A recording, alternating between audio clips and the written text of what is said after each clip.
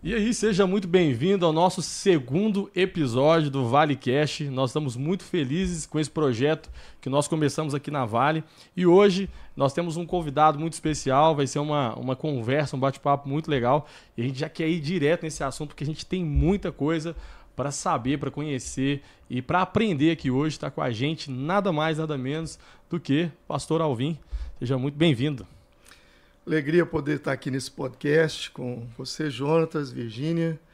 E estou pronto. Vamos começar, né? Vamos começar e vamos ver o que nós temos preparado, o que nós queremos saber, né, Virgínia? E a gente quer começar com a pergunta que é a ênfase desse podcast, do ValeCast de hoje, desse episódio, que é: quem é o Pastor Alvim? Quem é o Alvim, né? Nós queremos falar sobre a sua história, sobre a sua vida. A gente conhece muito da Vale. É óbvio que os frutos, eles já estão evidentes, estão diante de nós.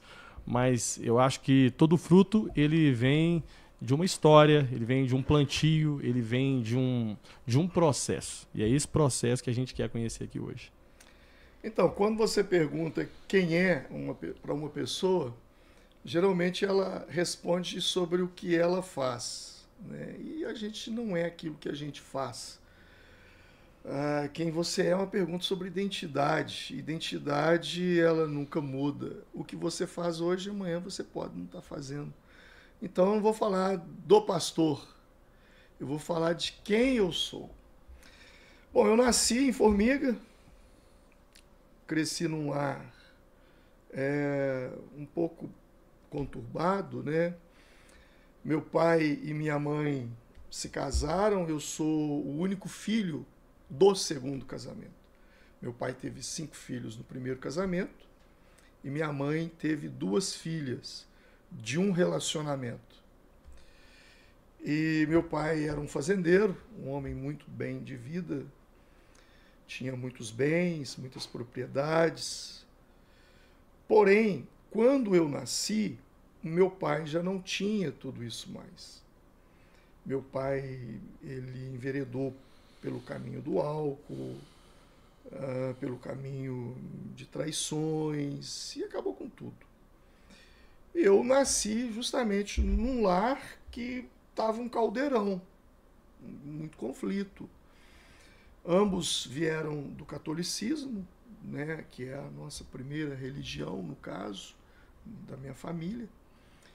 E minha mãe, em meio ao sofrimento, ela busca uma solução na porta que fica de frente à porta do catolicismo, que é a porta do espiritismo. Então ela foi buscar uma solução para dentro de casa, porque era muito conflito, era muito desentendimento, era muita guerra, era uma situação muito complicada. Como se não bastasse a complicação do relacionamento dos dois, minha mãe se envolve profundamente no espiritismo, e quando eu estou falando de espiritismo, eu estou falando de kardecismo, eu estou falando de espiritismo mesmo, de candomblé, de esse tipo de coisa, assim. E meu pai estava viciado em jogo. Meu pai era um homem viciado em jogo. Meu pai ganhou várias vezes na loteria, e eu digo várias. Por quê? Porque a loteria naquela época não é como hoje, né? Hoje você tem milhões de apostadores. Aí eu estou falando da década de quando ele ganhou, que foi ali na década de 50, eu nem tinha nascido. Década de 60, não tinha nascido ainda. Então eram poucos apostadores. E aí ele viciou, foi onde ele foi também, do jeito que ele ganhou muita coisa, ele perdeu tudo. E minha casa se transformou numa banca de jogo, de baralho. Então eu nasci nesse ambiente. E minha mãe, em busca de uma solução, parece que as coisas só pioravam, nada melhorava. E foram, assim, inúmeras vezes que eu vi agressões de ambas as partes, da parte dela, da parte dele. Eu cresci nesse lar. Até que, na década de 80, eu já estava ali com os meus 10 anos de idade, por aí, tinha um programa que se chamava Rex Humbard, Família Rex Humbard. Era não me lembro qual canal, mas era um programa americano de uma igreja, e ali eles cantavam, eles tinham um coral muito bacana, eles cantavam, e minha mãe falou assim um dia: eu já fiz de tudo na vida, mas nunca fui nos crentes. Só que ir nos crentes naquela época, você não tem noção. Não tem noção. Tamanho, não tinha, praticamente você tinha que procurar saber quem era. E quem era não expunha, porque era uma perseguição muito grande. Né? Para vocês terem uma ideia, que em Formiga tem uma igreja centenária, né, que é a igreja presbiteriana, uma igreja incrível, mas que naquela época era chamado Beco do Protestante, e desde criança a gente foi treinado, não passa naquele lugar ali, aquilo ali é do capeta, aquilo ali é do diabo, para você ver tamanho, o que a igreja presbiteriana sofreu em Formiga de perseguição, algo surreal. Mas enfim, minha mãe falou, então eu vou. Só que naquela época já tinha outras igrejas na cidade, igrejas até pentecostais, e minha mãe foi. E começou a passar por um processo de libertação, porque ela é envolvida com essas entidades, ela chegou a desenvolver, se tornou médium, e agora ela entra num outro processo, que é o processo de libertação, de conhecimento da palavra. E eu era muito menino, eu assistia aquelas coisas, eu via. Por muitas vezes eu fui ao centro com ela, porque como é que ela ia deixar uma criança sozinha? Meu pai saía, eu tinha que ir com ela. Então eu cresci vendo aquelas coisas. Mas eu sempre permaneci naquela base, né? Eu ia na missa, eu fiz a primeira comunhão, quando veio o tempo da crisma eu me crismei, me envolvi com alguns grupos, né? Eu lembro que nós fundamos um grupo lá que chamava Vamos à Missão de Maria. Então eu tinha uma fé. Eu estava ali assim, não era um cara jogado, que não cria em Deus, não, eu cria. Meus pais me ensinaram muitos princípios, né, cristãos que são preservados até os dias de hoje, na minha vida. Enfim, só que eu cresci num lar muito disfuncional. Então eu tive uma adolescência também disfuncional. E eu me lembro que um dia houve uma briga tão forte lá dentro de casa, tão forte, que nesse dia eu pensei que ia ser um homicídio. E aí eu falei assim, vou desmaiar. Eu era menino, vou desmaiar. E simulei um desmaio. E quando eu simulei aquele desmaio, os meus pais pararam de brigar, porque o meu pai já estava com uma arma na mão. Ele tinha um revólver. Então eles pararam com a briga e vieram me socorrer. E, sem perceber, o meu cérebro entendeu que todas as vezes que eu tivesse debaixo de uma pressão muito forte, aquilo seria uma saída. E dores de cabeça. Então, eu comecei a ter essas dores de cabeça e desenvolvi inúmeras doenças. Uma delas, naquela época, eu nem sei o nome que se dá a isso hoje, mas naquela época, por falar reumatismo no sangue. Não sei se é esse nome ainda. Eu tinha que tomar benzetacil. Meu Deus do céu. Quem já tomou benzetacil sabe o que eu estou falando. E a dor de cabeça, meus pais, minha mãe, então, me levou no médico e eu tive que fazer naquela época, nem sei se existe esse exame hoje, um eletroencefalograma, olha o nome da encrenca. E eu fui diagnosticado com uma disritmia cerebral, alguma coisa assim. Eu sofria muitas dores de cabeça muito fortes. E quando maiores os conflitos em casa, maiores eram as dores que eu tinha, né? Aí, então, minha mãe conheceu a Cristo, conheceu a palavra de Deus. E começou a pregar para todo mundo, porque minha mãe ela era uma mulher de uma fé assustadora. Ela levava as pessoas. E eu lembro, então, que minha mãe fez uma campanha de oração por mim e falou assim com meu pai, me dá dinheiro que eu vou levar. Eles me chamavam de Carlinho. Essa é outra história. Por quê? Por que essa história aí? Conta aí porque é famoso, né? Carlinho é o pastor Alvim. Quem que é o Alvim? É o seguinte, lá em casa, o meu pai se chamava Alvino Sudário da Silva. E os meus irmãos, por parte de pai, dos meus dois irmãos, o Hélio e o Zé, o Hélio se chama Hélio Alvim e o Zé se chama José Alvim. E o meu pai falou, então eu vou colocar o nome nele de Alvim. Só que a minha mãe teve um sonho, que teve um incêndio muito grande e que eu estava dentro do incêndio. E que ela gritava. Eu tiro, salvo o Carlinhos. Pra quem conheceu, Nossa, pra quem Deus. conheceu. Salvo o Carlinhos, Dona salvo o Euridice. Carlinhos. Bom, minha mãe falou, ele vai se chamar Carlos. E meu pai não, é Alvin. Carlos, Alvin, Carlos, Alvin. Registrou. Resultado, eu nasci, meu pai correu lá no cartório E registrou e me registrou Alvin Sudário da Silva. E minha mãe falou, não tem problema, só que ninguém vai chamá-lo de Alvin. Todo mundo vai chamá-lo de Carlinhos. Ai, Jesus. Então, quem conheceu e cresceu comigo, os meus irmãos, por exemplo, ninguém me chama de Alvin. Alvin lá em casa é o meu pai, não eu, né? E então os meus irmãos, meus amigos de infância, todos eles, o pessoal foi saber que eu era o Alvin quando eu fui para a escola. Aí lá na escola, Alvin, presente. Aí os meus colegas, como assim? Alvin é o pai dele, né? E no TG também, no TG não, no TG meu nome, é meu nome de guerra também, no TG era Alvin, 09. Então, o pessoal me conheceu assim. Mas, enfim, a minha mãe, então, tem que fazer um exame nele. Tem que fazer um exame. E o meu pai, não, eu não vou te dar dinheiro para você fazer exame, essa bobajada de crente, de igreja, ele tá doente, não sei o quê. Sabe o que minha mãe fez? A minha mãe juntou dinheiro, foi lá, fez o exame. Nada, absolutamente nada, completamente curado. Bom, passado um tempo, a minha irmã casou-se, mudou para Belo Horizonte, e eu, garoto de 11 anos, vou para Belo Horizonte com minha mãe, passar uns dias lá, porque a minha irmã, eu acho que naquela época ela tinha ganhado a primeira filha dela. Isso, minha mãe foi para lá ajudá-la. E era ali no bairro Nova Gameleira. Nova Gameleira fica ali para cima onde tem aquela da Polícia Civil, onde eles fazem aquelas necrópsias, fugiu o nome ali. Antes da Expo Minas, quase que de frente à Expo Minas, do lado de cima, perto do Cabana. E tinha uma igreja muito grande ali na Amazonas. E minha mãe ia na igreja. E um dia ela falou, vamos comigo. Eu falei, não vou à igreja, vou à igreja de crente, não vou mexer com isso não, mãe, fica doido. Só que eu tinha muito medo, eu assistia o jornal, assalto, tiroteio. Não, eu tenho que ir para a igreja com minha mãe. Eu falei, mãe, eu vou com a senhora. De medo. E fui. Quando eu cheguei naquele culto, o pastor estava pregando e tal. Aí o pastor falou assim, olha, Deus está me revelando aqui uma pessoa que tem um problema. E essa pessoa tem uma dor de cabeça muito forte, e essa pessoa foi diagnosticada com uma enfermidade, e ela também tem um reumatismo no sangue.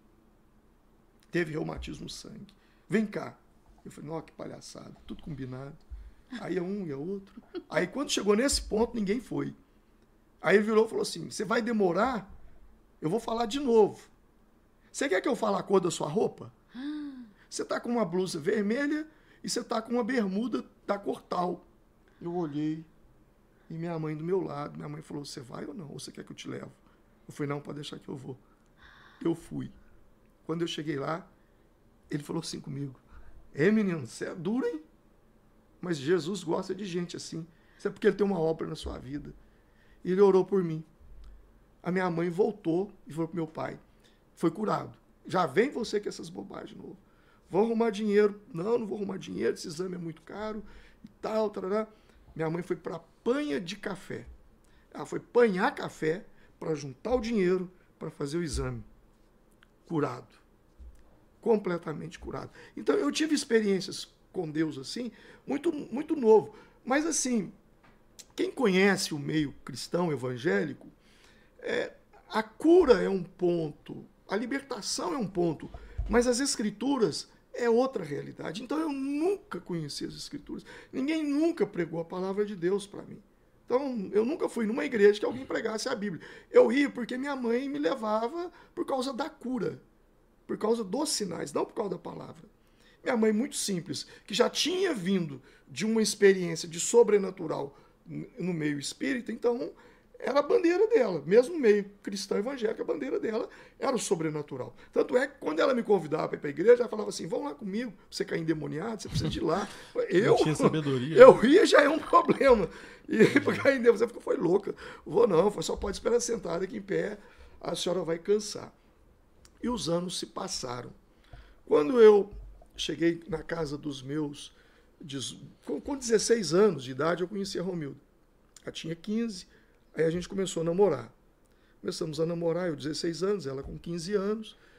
A gente namorou, um namoro bem conturbado também, bem complicado na época, com muita gente parava, terminava, voltava, terminava, voltava. Porque eu era muito do mundão, mas não era tão do mundão assim como muitos amigos meus eram. Por exemplo, experiência com droga, maconha, esse tipo de coisa eu não tive. Porque eu tinha um pai muito rígido. E eu sabia que as surras do meu pai eram muito violentas. Eu lembro de uma delas, meu pai me bateu, me amarrou numa cadeira, me deu uma surra com fio de luz, me amarrou numa cadeira e me deu um banho de água de sal. Então eu falava, eu mexer com maconha, você tá ficando louco. Então eu bebia. Beber eu bebia, porque meu pai também bebia, então ele podia falar nada comigo. Então ele bebia, eu também bebia. Né? Então, assim, meu mundão foi um mundão não tão mundão. Eu sabia dos meus limites, eu sabia até onde eu podia ir. Apesar que na bebida, às vezes, eu bebia de ficar 2 dias fora de casa, bêbado. Né? E meus pais loucos atrás de mim. Então, mas quando eu conheci a Romilda, eu já pisei no freio. Por quê? Porque ela já começou a colocar limite. Ó, se você chegar aqui tonto, você não precisa nem aparecer aqui e tal, tarará. Porque a Romilda também sofreu muito. O pai é alcoólatra a vida toda. Então, o pai dela tinha um alambique, ela cresceu numa casa que tinha alambique. Ela que experimentava a bebida para ver se tinha dado o ponto da pinga. Então, ela tinha pavor disso. Então, tudo que ela não queria na vida era ter um namorado, uma pessoa que também bebesse. Então, ela... Enfim. Mas ali, quando eu terminei o TG, com uns 18 anos, 19 anos de idade, a minha irmã viajou e pediu para eu tomar conta da casa dela. E eu fui. Eu chamei um primo meu para vir comigo. Só que esse meu primo, ele já frequentava a igreja evangélica. E aí um dia eu fiz uma pergunta para ele e ele me respondeu com uma ironia muito grande. Eu perguntei a ele assim, qual que é a diferença da Bíblia minha, católica, com a de vocês, crente? Em vez dele responder uma resposta técnica, né, com bases, né, tal, ele falou, a diferença é o seguinte, aqui de vocês, católico, cheira pó, e a dos crentes cheira suor, que a gente usa, anda debaixo do braço. Eu falei, isso é mentira, eu leio a Bíblia, eu conheço as histórias da Bíblia, eu conhecia mesmo, porque o meu tempo quando eu fui católico, eu não era católico só de ir na missa, eu me interessava, eu assistia os filmes que passavam na época, então eu sabia quem era Abraão, eu sabia quem era Daniel, eu sabia quem era Moisés. Claro que eu não tinha o conhecimento político, cultural de Israel e todo o contexto que envolve as escrituras. Mas você tinha uma curiosidade. Mas eu tinha curiosidade. Eu falei, não, isso é mentira. E ele falou assim, então já que você lê, qual que é o primeiro mandamento da lei de Deus? Eu fui afiado. Amar a Deus sobre todas as coisas. Ele pegou a Bíblia e falou assim, me mostra.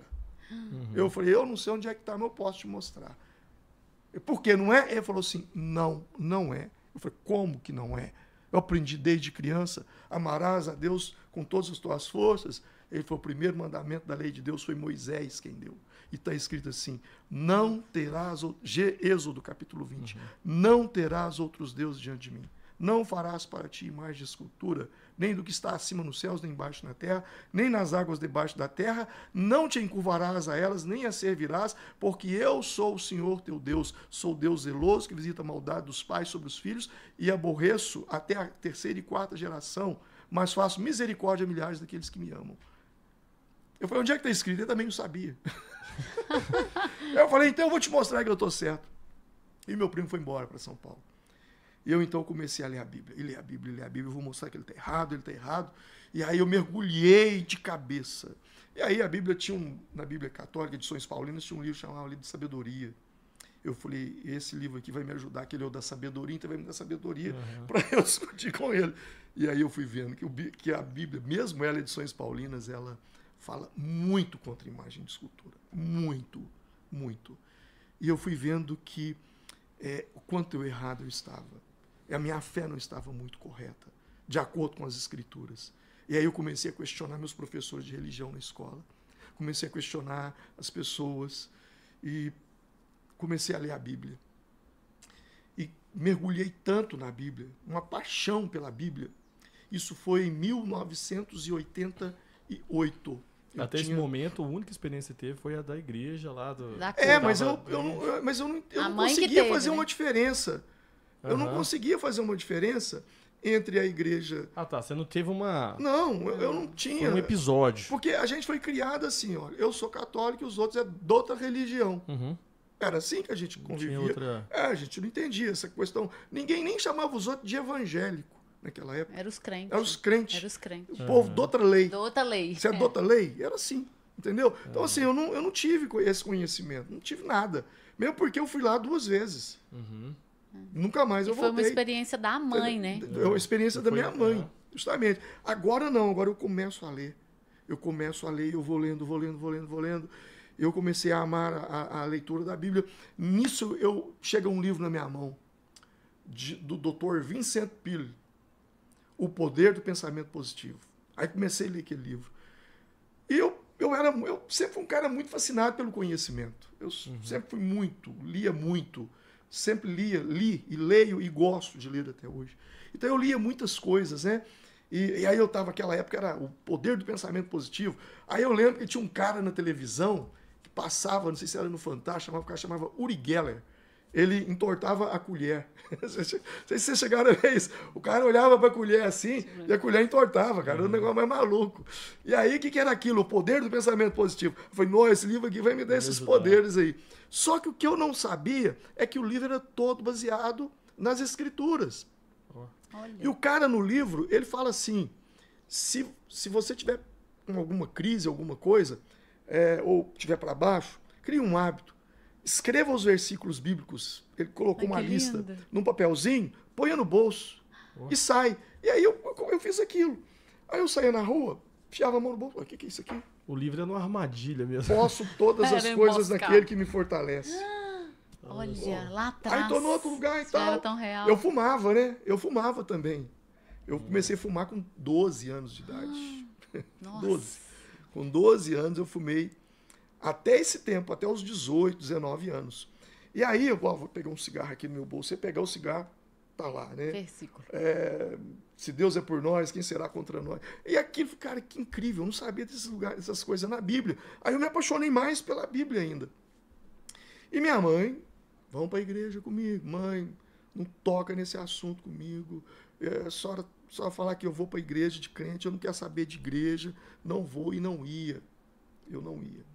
Aí um dia, na simplicidade dela, falou assim, eu ganhei uma Bíblia, eu vou dar para você de presente. Que, na verdade, era aquele Novo Testamento dos Gideões, que era metade português, metade inglês, era o Novo Testamento. Então ela me deu essa Bíblia, e ela falou assim, ó, eu sei que você não vai ler, mas eu vou deixar isso aqui na estante, junto com os seus livros de escola. Deixa eu te falar uma coisa, isso aqui é igual esse livro seu aqui, ó, que você estuda lá na escola. Tem diferença nenhuma. Fechado. Mas quando você abre, os outros, é tudo a mesma coisa. Mas esse aqui é a boca de Deus falando com você. Então presta atenção no que ele vai falar. Eu ouvi aquilo, falei, tá, mais essa. Ainda lição de moral. E foi para dentro. Só que inúmeras vezes, eu chegava em casa de madrugada. E minha mãe no meu quarto, orando. E eu perdi as contas de quantas vezes. Eu achava muito engraçado. Esse travesseiro está com cheiro de azeite.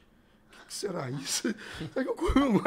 Ela ia para lá e ungia a fronha, levava a fronha lá na igreja, pediu o pastor lá para orar e tal. E aí um dia, aquilo começou a quebrar meu coração, né? Aí, um dia ela chamou o pastor para ir lá em casa fazer uma oração. Só que lá em casa tinha a porta da sala, que dava para a rua, mas a porta da cozinha também dava para um corredor que saía na rua. Quando o pastor chegava numa porta, eu saía pela outra. Porque eu detestava crente, eu não gostava. Você não queria encontrar? Não queria. Eu não queria. Para mim era um povo tudo maluco, tudo doido, tudo sei lá, sabe? Aí, nesse dia, eu estava jogando baralho. Porque, como te falei, lá em casa tinha uma banca de baralho. E eu tinha perdido todo o meu dinheiro. Era Cacheta o nome do jogo. Eu perdi meu dinheiro. Quando eu entro, que eu saio da cozinha, que eu vou para a sala, quem está lá? O pastor. Falei, que prova. Só essa que me faltava. Já não basta eu perder meu dinheiro lá, agora encontro com esse pastor aqui ainda, para vir me dar lição de moral. Aí o pastor, oi, como é que você tá, Alvin? Tudo bem? Não, tô bom não. Sim, já para... Cortar mesmo. Para cortar. Ele falou, mas o que foi? Eu falei, não tô bom não. Não, mas quando a gente não tá bom, tem uma razão, mãe. O que não tá bom para você? Não, eu perdi meu dinheiro no jogo ali. Aí eu falei, puxa vida, vou receber uma lição de moral agora. Aí ele falou, é mesmo? Eu falei, perdi. Aí ele falou assim, olha, mas Deus pode fazer todas as coisas. Você sabia? Eu falei, ele pode restituir meu dinheiro? Ele falou assim, pode. Nossa. Eu posso orar por você? Eu falei, pode. Topei. Que sabedoria, hein? Aí ele orou por mim. Ele orou por mim. Quando ele orou por mim, eu falei, eu vou voltar para lá. E vou ver se esse trem da minha mãe é verdade mesmo. Voltei para lá e entrei no jogo. Falei, ó, eu não tenho dinheiro para essa rodada aqui, mas se eu perder, eu vou ficar devendo. Fechado? Não, não tem problema não, pode entrar. Pum, ganhei o dinheiro. 2 vezes ganhei. 3, 4, 5 vezes eu ganhei. Eu saí com um monte de dinheiro no bolso. E eu falei, e esse trem da religião da minha mãe que é verdade?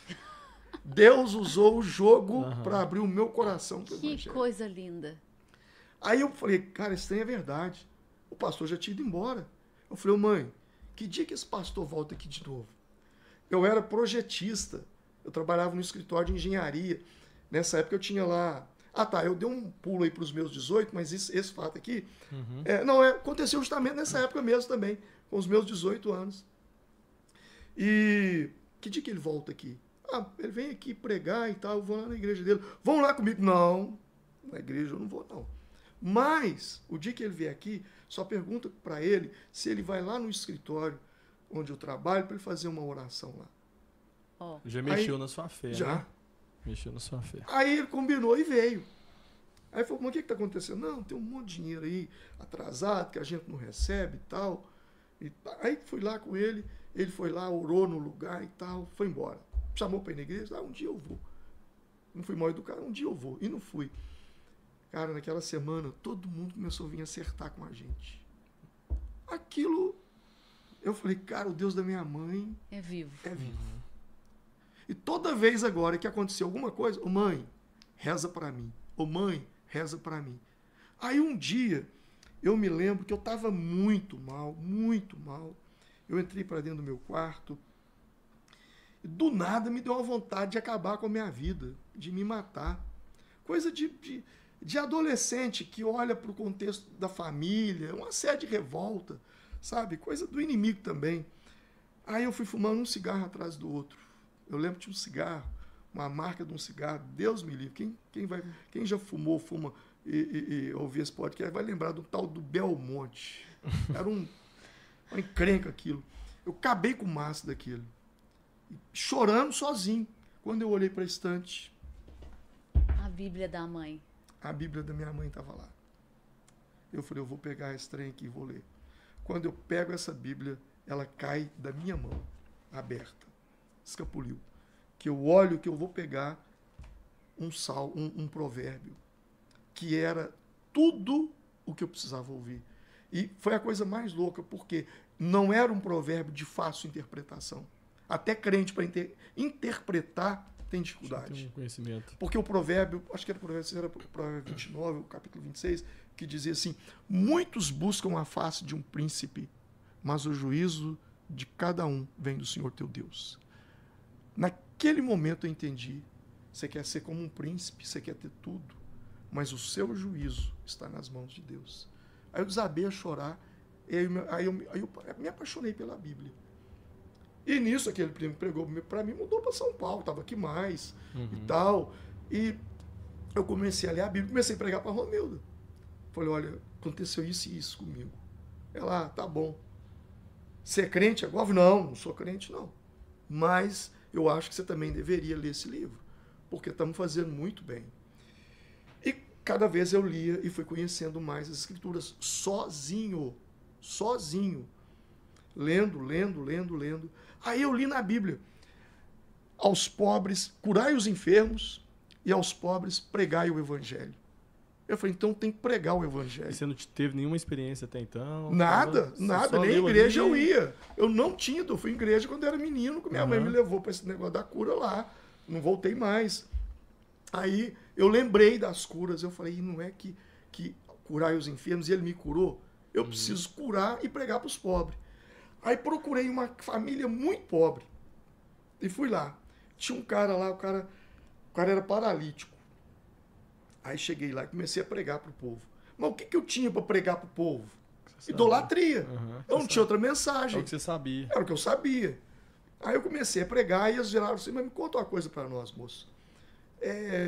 O senhor é crente? Não, eu não sou crente, não.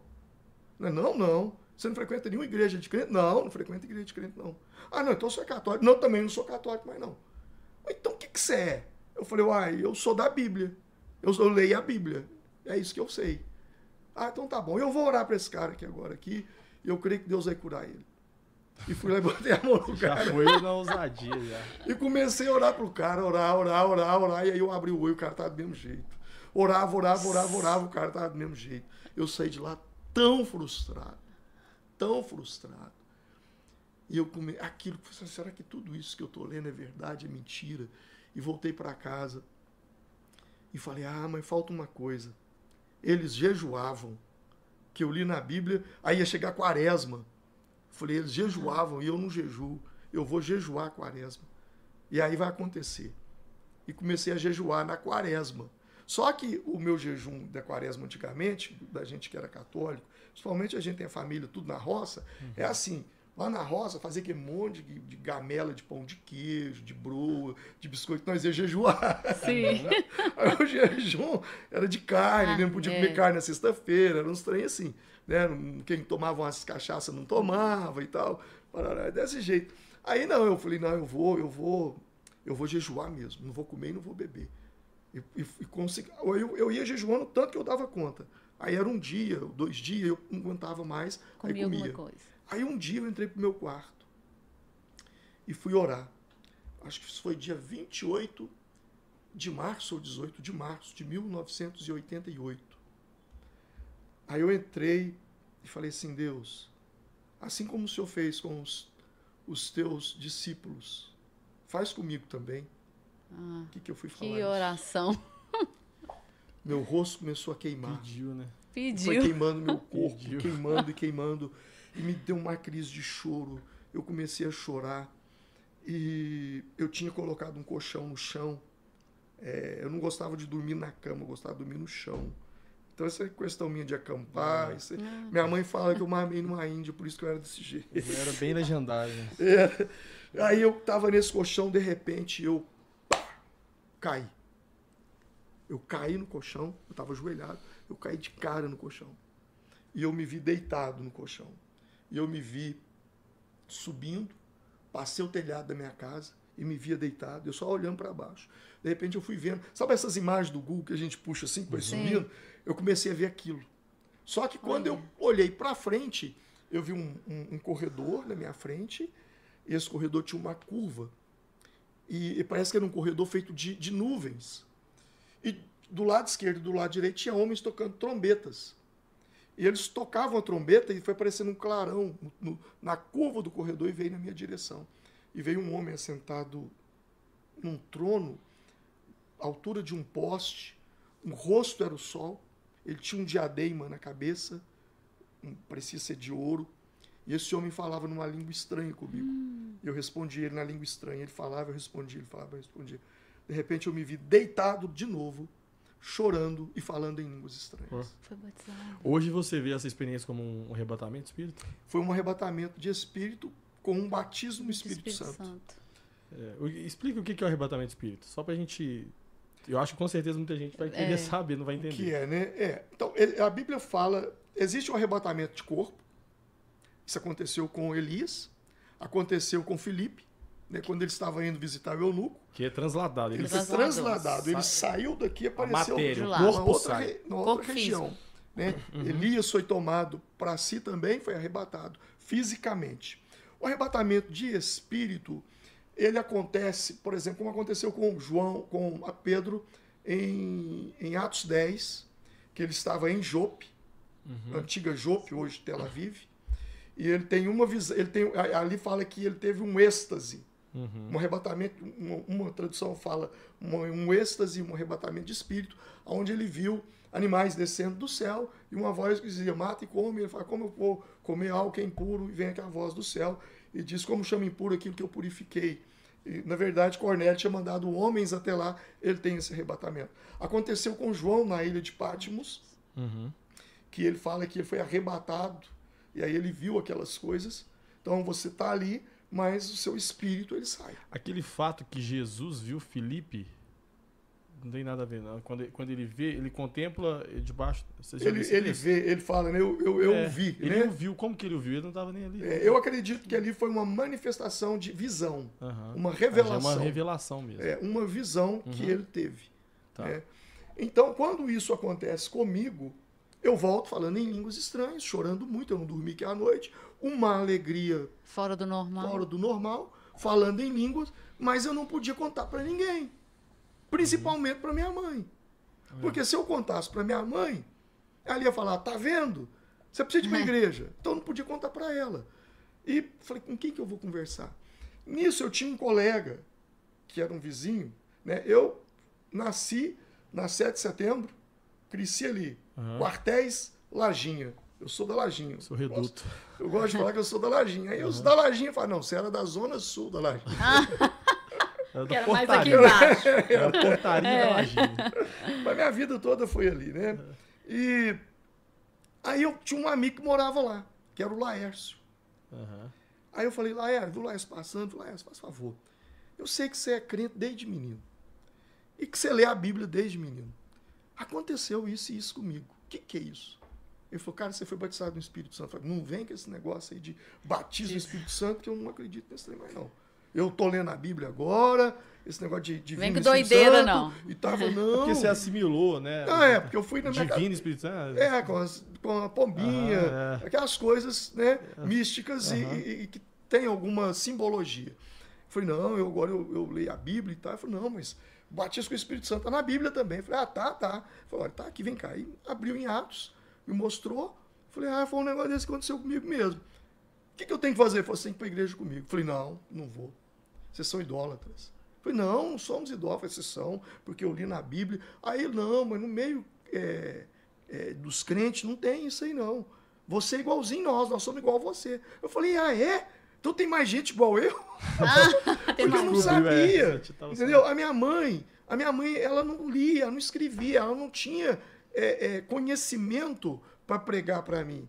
E também eu não dava espaço para ela. Na verdade, acho que a única coisa que ela sabia ler era a Bíblia, né? Você lembra? Tem uma história Não, assim? e depois, mais tarde, né? Ela aprendeu a ler a Bíblia. Ela não lia mais nada. Mas era um contexto também de sobrenatural, né? Já tinha toda uma barreira ali criada desde o espiritismo. E a igreja era assim, né? A igreja que ela frequentava era uma igreja de manifestação sobrenatural. Então era só aquilo ali, ué. Eu acho que incrível. Ela lia, mas ela só sabia ler a Bíblia. Ela não lia mais nada. A Bíblia ela sabia ler. E o conhecimento que eu tinha era um pouquinho daqui, um pouquinho dali, um pouquinho de lá. Hoje, quando a gente fala de conhecimento, nosso conhecimento ele é todo junto. Entendeu? Então, assim, eu não conseguia assimilar as coisas. Aí eu falei, qual que era a sua igreja? Eu falei, aquela igreja ali no Beco dos Protestantes e tal. Vão lá comigo. Tem culto de jovem, sábado. Eu falei, não, combinado, eu vou lá. Aí falei com a Romilda, né? A Romilda ficou resistente. Não, mas a gente vai nessa igreja, não conhece ninguém lá, Eu falei, também acho que a gente não deve mesmo, não. Eu não sei como é que é isso. Não vamos, não. Aí a gente foi pra pracinha, comer um sanduíche. O Espírito Daí Santo a pouco, deixou. Vem um povo da uma igreja, põe uma caixa de som de um lado, outra caixa de som do outro lado, e começa um culto ao ar livre. Nossa. E prega sobre a vinda de Jesus. Se Jesus voltar hoje, se você não tiver aceitado ele, você está enrolado. Eu falei, cara, eu não aceitei esse Jesus. Eu já aconteceu isso, mas realmente eu não aceitei, não. Ele falou que tem que aceitar. Como é que vai para aceitar? Aí eu falei, eu vou lá. Romildo, não vai. Você vai me passar essa vergonha aqui, não. Não vai passar essa vergonha, não. Eu falei, então, amanhã nós temos que ir nessa igreja. Então, amanhã nós vamos na igreja. Era um culto da Assembleia. Quem pregou foi o Reginaldo, que é irmão do Robson. O Reginaldo é uma bênção, é um grande amigo.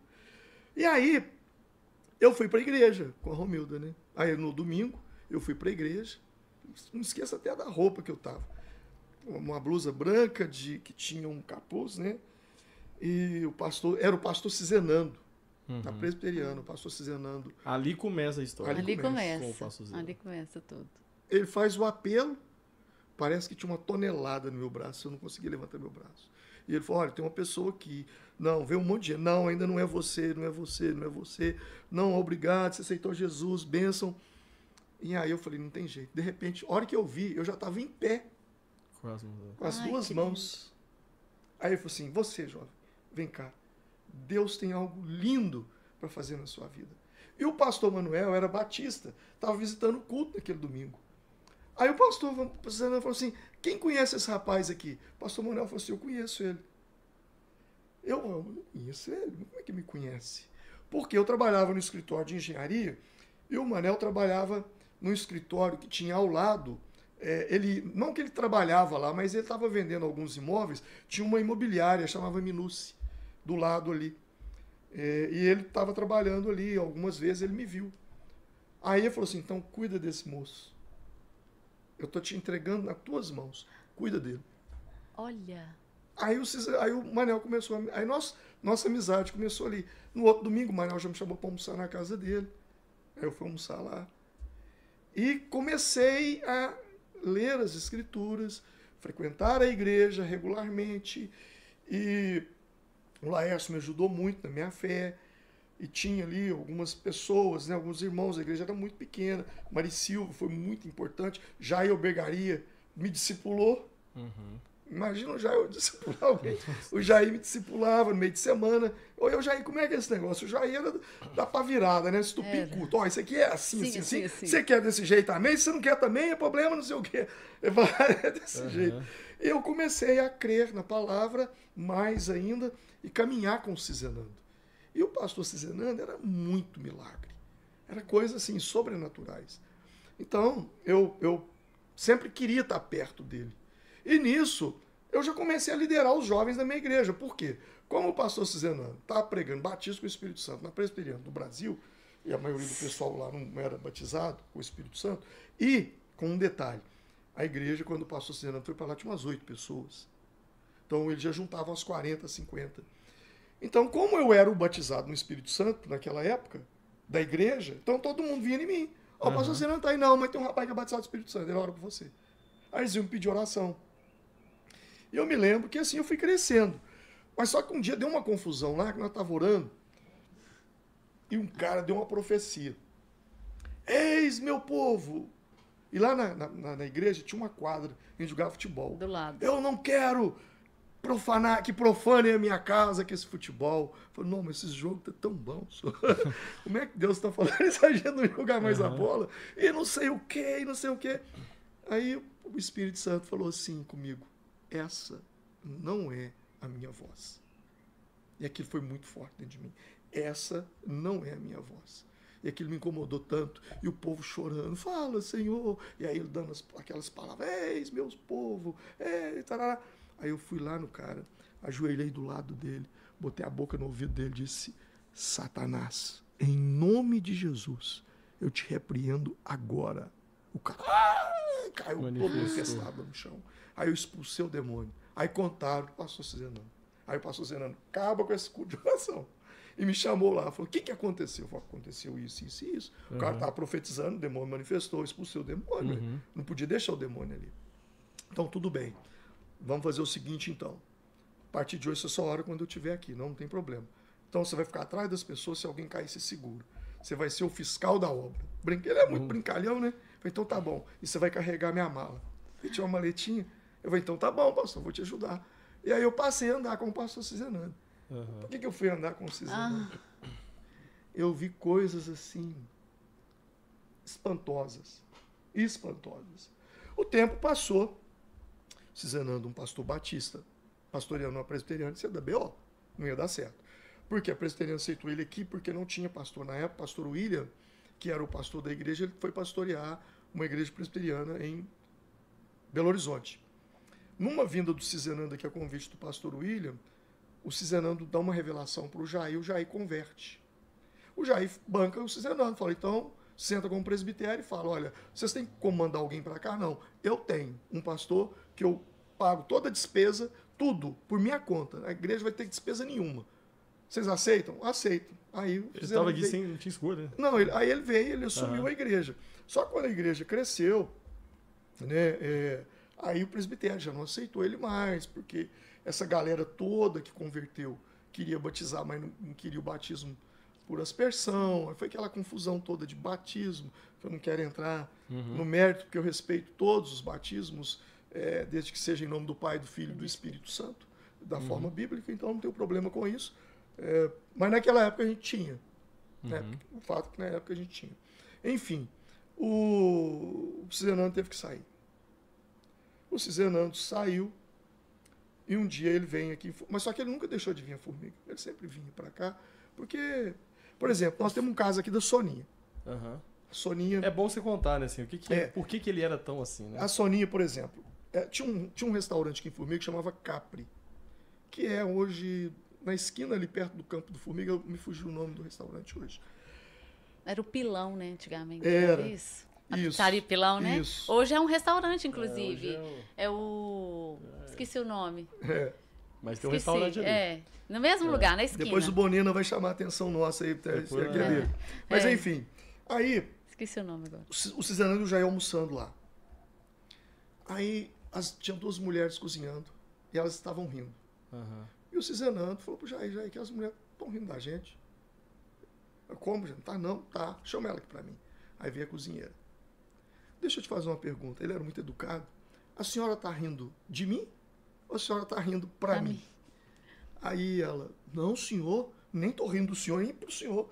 A gente contou um caso lá dentro, tá rindo e tal. Ah, Você tem alguém na sua casa que tá com câncer, né? A mulher. Mas como é que o senhor sabe? Ela é sua filha? O caroço está no nódulo direito do seio dela, né? Aqui, olha, tinha aqueles folhetinhos que a gente evangelizava com carimbim. Entrega para ela, fala para ela ir nesse endereço hoje à noite me procurar que eu tô lá. E era Soninha. Nossa. Sônia Silva. Aí a mãe chega em casa, aconteceu isso e isso. À noite a Soninha vai lá. Cisenando ora por ela. Ela é curada. Isso tem mais de 35 anos. Ela foi curada naquele dia. Repetiu todos os exames, nada, até hoje, completamente curada. Então o Cisenando era esse cara. Era o cara da revelação, o cara do milagre e tal. Um dia, ele estava conversando com o Jair. Quando eu cheguei na casa, ele falou assim, Jair é ele. O que eu fiz? Eu não fiz nada, eu não estou sabendo de nada. Aí ele falou, foi você. Você sentou na cama do meu lado hoje. Eu falei, eu? O senhor ficou doido? Eu não vi, foi você. Só que você estava mais velho. Você estava com uma outra roupa. Nossa, cara. Ai, que lindo. E eu te vi. Deus vai te levantar. Deus vai te dar uma igreja muito grande. Deus vai te usar nas nações. Eu tinha 19 anos. Eu sou membro da igreja, pastor, o senhor ficou doido? É você. E ele falou assim comigo, quando a prosperidade de Deus chegar, não se esqueça dele. Faça o que ele mandar. Porque do jeito que se sobe, muitos também caem. Cuidado quando a prosperidade vier. Tomei um susto, falei, eu? E o tempo passou. Aí veio, na época, o pastor William, que foi meu pastor por um tempo. Mas como eu já tinha tido toda uma base batista dentro da presbiteriana, não ficou. Eu tinha dificuldade. Aí eu conversei com o pastor, falei, pastor, eu amo o senhor, eu gosto demais do senhor, tenho um respeito, uma admiração, o senhor tem um conhecimento. E o pastor William, gente, olha, poucos teólogos como ele, tá? Ele é pastor da comunidade aqui em Formiga hoje, não é mais pastor da presbiteriana, mas eu desconheço, tá? Teologia, poucos como ele. Ele tinha e tem, né, um conhecimento incrível. E aí, eu sentei e falei, pastor, eu não consigo mais ficar aqui. Porque eu fui batizado com o Espírito Santo. Eu oro em línguas. O senhor proibiu de orar e ungir o povo. O que aconteceu? Ele falou, a partir de hoje, ninguém mais unge, ninguém mais ora pelos enfermos. Batista gosta. Eu fiquei quieto na minha, subi para o monte, orei, fiquei 24 horas de jejum em cima do monte, desci. Era uma sexta-feira da paixão. Falei, meu Deus do céu, uma pessoa que a gente tinha levado no culto. Aí sentou uma mulher, sentou duas mulheres assim na minha frente. Na rua. Eu vi o demônio assim, falei, Jesus, o que eu vou fazer? Não pode expulsar, não pode fazer nada. Aí botei a mão na minha cabeça e falei, Senhor, tema Jesus, repreende esses demônios. O pastor pregando lá, repreende. Daí a pouco, no meio do culto, a mulher, Ai, que loucura. fiquei demoniada. Pastor, o que está acontecendo aí? Demônio, pastor, posso expulsar? Expulsa esse rato, expulsa esse rato. Vai acabar a confusão, né, pra ver se dá uma... Entendeu? Então, assim, ninguém segura o poder de Deus. Não tem como, o poder do Espírito Santo. Aí eu cheguei para ele e falei, não dá mais. Eu queria muito ficar aqui. Mas eu vou dar problema para o senhor, por causa, eu não creio dessa forma, eu não creio dessa forma. Então, se o senhor me abençoar, eu vou para a igreja da minha mãe. Minha mãe está frequentando uma assembleia ali em cima, eu vou para lá. Aí ele falou, não, Vim, eu não queria que você saísse, mas eu também te entendo. Você não é presbiteriano. Então, eu também... Ele entendeu e ficamos amigos, ficamos em paz por isso. E somos amigos até hoje, grandes amigos. E aí eu fui, né, para lá. Cheguei à igreja pequenininha e comecei a ajudar a minha mãe lá e o pastor da igreja. Daí a pouco a igreja tomou uma dimensão e o pastor começou a me colocar para pregar.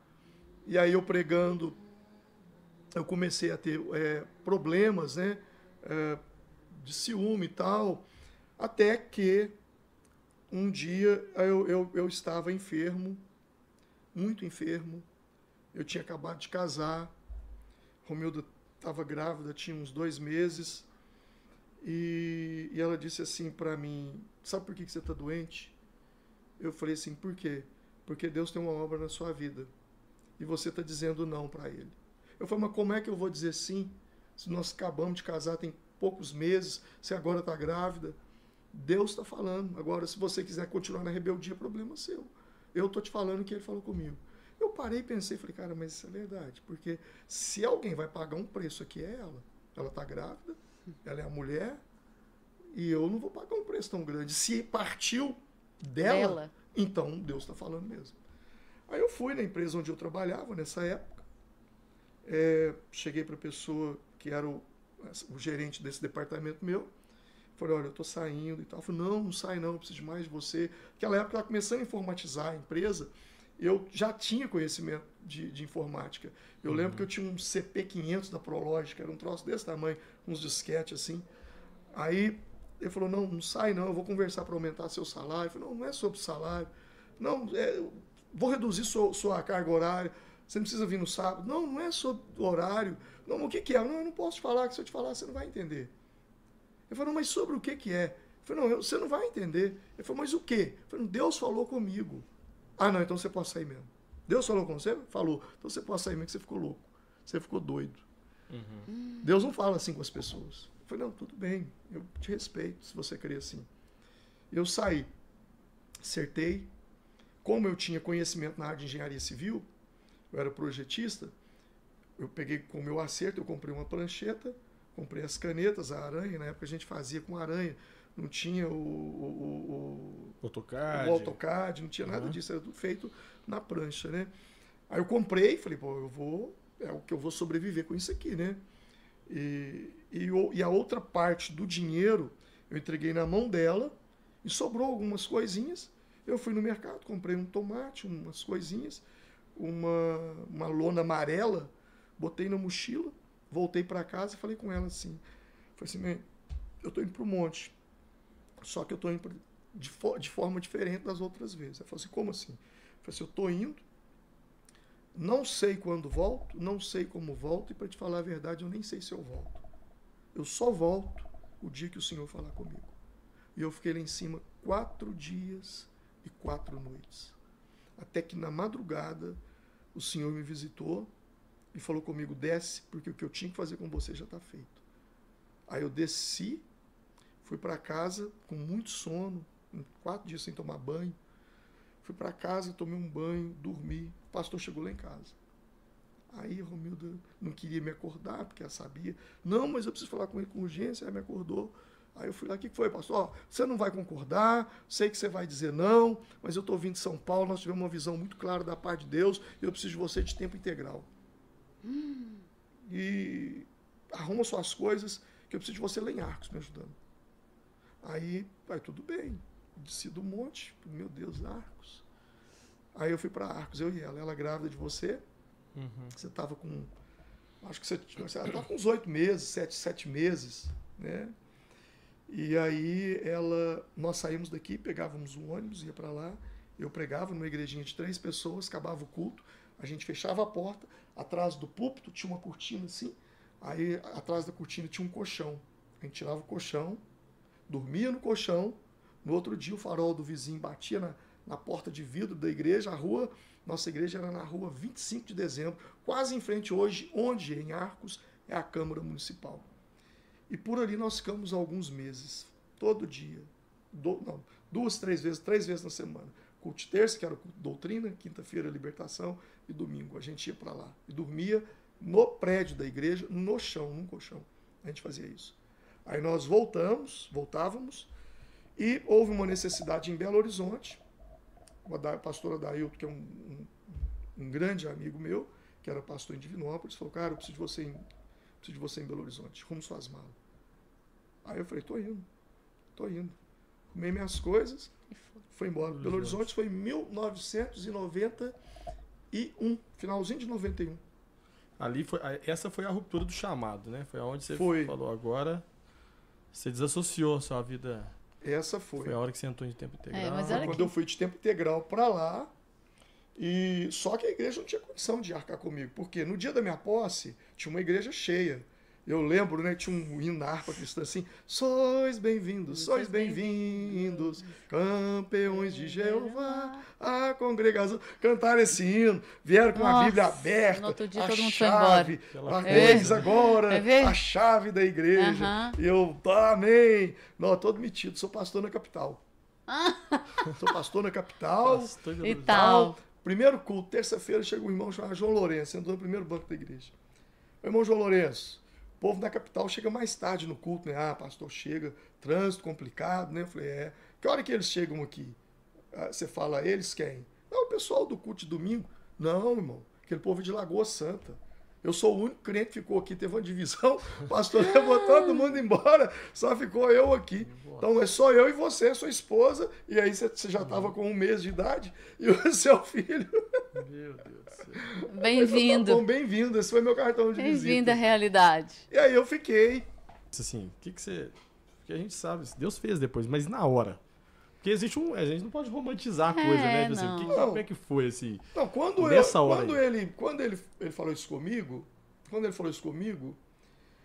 eu olhei para a cara do Romildo, ela olhou para mim, a gente sabia. É só na oração. Não era para nós, tudo. Era na oração. Tudo para nós só se resolvia num lugar, na oração. Então a gente entendeu. E ali eu entrei num ritmo de oração muito forte. O Cizenando ficou sabendo que eu estava em Belo Horizonte, me procurou. E ele falou assim, nós vamos fazer um negócio, eu vou te ajudar, mas eu não posso te ajudar muito não, senão vai gerar ciúme. E eu falei, ele era rasgado, porque o povo não vai querer saber de nada com você, vai querer ficar comigo. Então nós vamos fazer assim, eu sou Moisés, você é Arão, você prega e eu faço os sinais. Eu falei, fechou então, beleza. Eu lembro que nós começamos esse trabalho de libertação nas quinta-feiras, quando foi um dia lá, começou a ter pico de energia na hora do culto. E num desses dias, eu peguei uma vela, coloquei no púlpito, acendi a vela e ajoelhei e fui orar. Quando eu ouvi um barulho, não foi nada. Quando eu olhei para trás, imagina aquela cena, a igreja toda escura, uma vela acesa no púlpito, e eu olho para trás, um homem negro, com 70 anos de idade, com cabeça branca, bigode branco e barba branca. Preto velho. Eu falei, misericórdia, o preto velho. Já tava cutucando já o negócio. E agora, materializou. Eu comecei a tremer, falei, não, eu tenho que ir lá, eu tenho que virar homem, e o diabo vai ter que se ver, e nós vamos ver o que vai virar estranho. Eu já sei, eu vou levantar aqui com a Bíblia aberta no Salmo 91, já passo pra cima dele no Salmo 91, e eu vou, e fui com tudo. Quando eu levantei que eu fui, ele, ô irmão, o senhor tá bom? Aí eu vi que não era o preto velho da imagem, né? Aquela entidade do terreiro, né? Eu vi que era uma pessoa. Aí ele tinha uma ferida, um buraco na perna, cheio de mosquito. Aí mais tarde eu apresentei para o Zenando ungiu. Na outra semana não tinha nada. O homem estava completamente curado.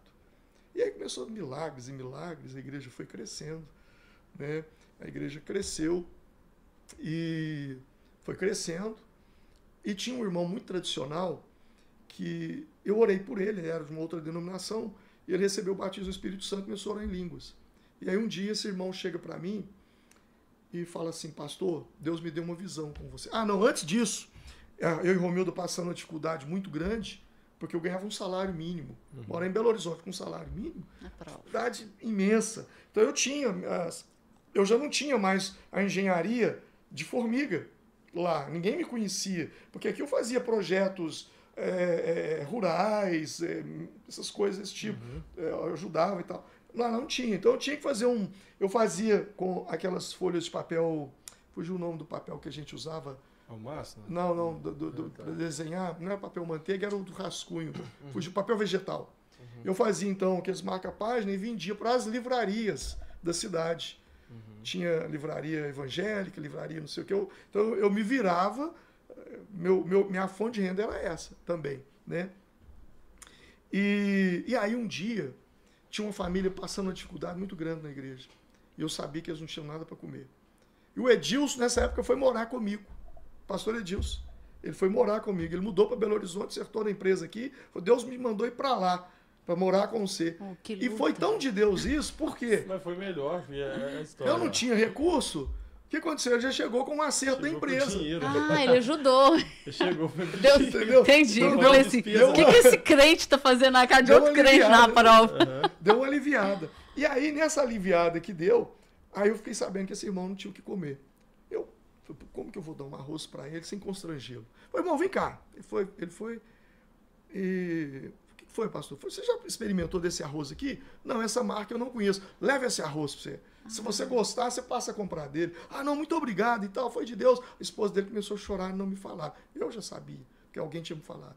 Quando ele saiu, que eu fecho a porta, a Romildo veio para mim assim, e nós? Nós vamos comer o quê? Eu falei, Deus proverá.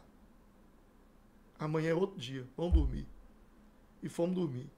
Quando foi no outro dia, ela acordou e foi desesperada no quarto. Bem, você não sabe o que aconteceu. Eu falei, o que foi, bem? Fizeram uma macumba para nós. Eu falei, não é possível. Macumba?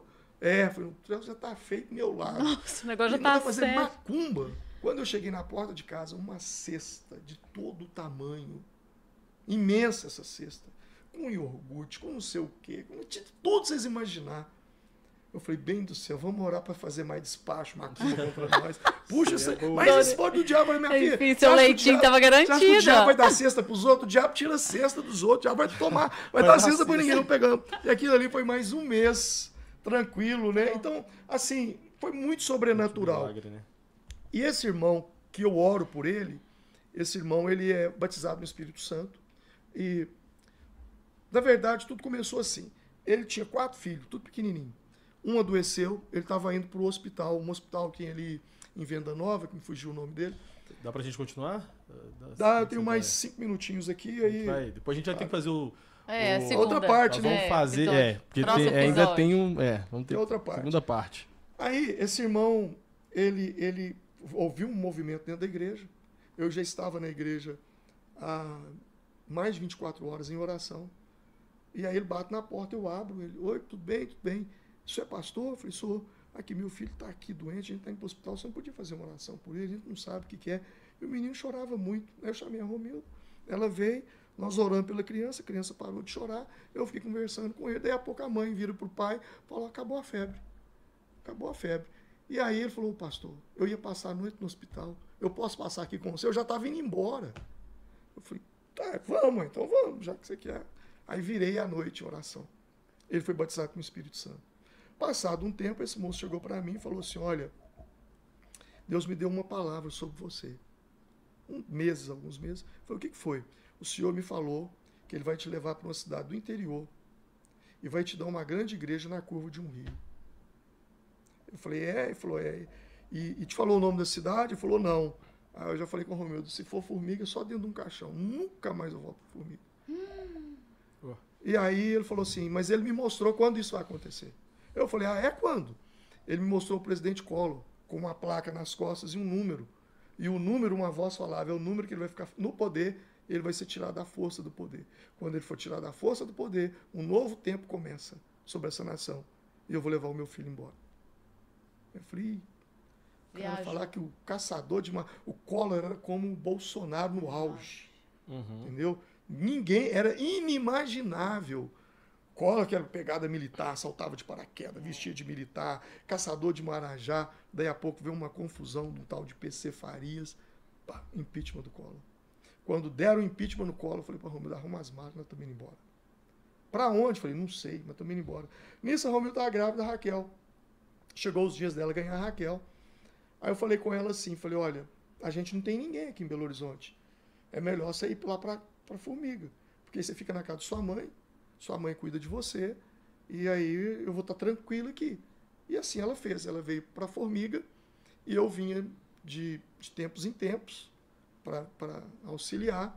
Numa dessas vindas, o Paulo Brito, que era diácono da Vale, me faz um convite. Ele e o pastor Manuel, que o Manuel era diácono da Vale. Olha, você está vindo muita Formiga, você não quer pregar no final de semana aqui, não? Eu falei, tudo bem, prego. Preguei. Aí a igreja era na rua Coronel Justino, lá em cima. Aí eu tô lá na rua, eu olho lá embaixo, falei, engraçado, a curva do rio tá ali. Será que é esse lugar aqui mesmo? Deus está falando, falou? Ah, fui embora. 15 dias depois, eles me fazem um convite. Nós estamos há 7 meses sem pastor. E oramos sobre isso, e temos uma palavra profética de um jovem que seria o pastor dessa igreja, e que esse jovem, ele viria de fora. E você está vindo de fora. Você não aceita, não? Eu nem orei. Já tinha a palavra? Falei, tá, pode arrumar que eu estou indo embora. Sabia. Aí ele só tem um detalhe. A gente não tem condições de pagar. Ah, que bom. Não tem nenhum centavo. É mesmo? Que novo, hein? Que coisa nova. Eu tinha uma palavra. A palavra. Só. É isso aí. Aí aconteceu, eu tinha que me apresentar na convenção no Rio de Janeiro. Porque o processo eu tinha que passar pela convenção primeiro. Chegou o dia de ir para a convenção. Eu em Belo Horizonte, não tem dinheiro. Mas eu já sei, conheço o Senhor, Ele vai prover. Arrumei minhas malas e fui para a rodoviária de Belo Horizonte. Sentei lá, falei, vai aparecer um anjo. O anjo vai me dar o dinheiro, eu vou viajar. Simples assim. Olha como é o nível de fé, né, cara? Meu nível de fé. Foi forjado nesse lugar. Aí eu fiquei lá, saía ônibus. Pra mandar uma mensagem, entendeu? Não tinha WhatsApp, tinha Uber. Não tinha nada. Um SMS, né? Ônibus da Cometa, ônibus da Útil, Pássaro Verde, sei lá, saindo ônibus do quanto é lado, e nada. E o tempo passando, eu olhava no relógio, o tempo passando. Daí a pouco eu vejo um conhecido. O cara, lembra do cara de quando eu tomei posse, que estava com a igreja de Lagoa Santa lá? Ele me vê. Ó, pastor Alvim. Eu olhei. Opa, pastor, Deus é bom demais, eu precisava te encontrar. Eu falei, ô Senhor, quer ver? Obrigado, pai, obrigado, pai. Aí, rapaz, você lembra de mim? Cara, claro que eu lembro. Você foi lá na minha posse e tal. Então, você sabe que eu trabalho com vendas. Não sei. Então, rapaz, eu vendi uma grande quantidade. Eu falei, nossa, de tecido para Belo Horizonte, eu vim aqui hoje receber. Eu falei, é mesmo, irmão? É. Pastor, deu tudo errado. Eu estou sem dinheiro para voltar para casa. O senhor não tem aí 2.000 cruzeiros? Na época era cruzeiro. Eu falei, ué, tenho. Eu acho que eu tenho aqui. Eu enfiei a mão no bolso. Era os 2.000 cruzeiros, né, se fosse R$2, talvez, que era o que eu tinha, que se desse errado a rodoviária, eu tinha para voltar para casa. Porque da rodoviária ali na Lagoinha, no Complexo da Lagoinha, até o Céu Azul, onde eu morava, que é o bairro do Lagoa, hoje ali é Neves, para vocês terem ideia. Nossa. É uma viagem. Aí eu dei o dinheiro para ele, ele virou para mim e falou assim, Deus é bom, Deus é fiel. Eu pensei comigo, para alguns. Aí fiquei assim, Senhor, até o que tem lhe será tirado.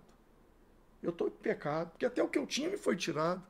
Vou ligar para o pastor Cizenano. Mas como é que eu vou ligar? Enfiei a mão no bolso, uma ficha telefônica. Ah, já sei, fui lá no orelhão, coloquei a ficha, liguei.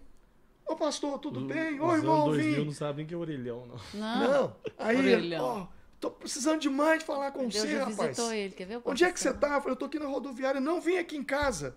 O pastor Fernando morava num único prédio de civil, porque era tudo do governo, na Praça da Liberdade. O único prédio que tinha, assim, que morava pessoas normais, que não era do governo, era aquele. Eu saí correndo da rodoviária, Legar Marcial, Rua da Bahia, João Pinheiro, subi a pé. Cheguei lá em cima. Quando eu cheguei lá na casa dele, toquei o interfone, falei, ó, o pastor Serano tá me esperando. Ah, tá, 8º andar. Subi, ele abre a porta assim, não me chama para entrar. Irmão, você não repara, não vou nem te chamar para entrar, porque já tá dando 11 horas da noite.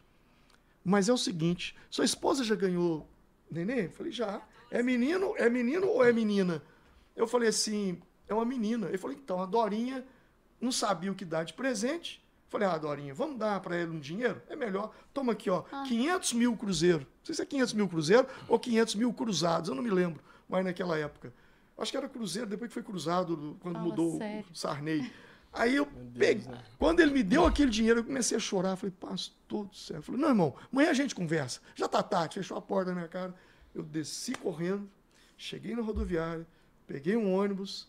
No dia seguinte, de manhã cedo, eu estava descendo em Volta Redonda para aparecer na convenção.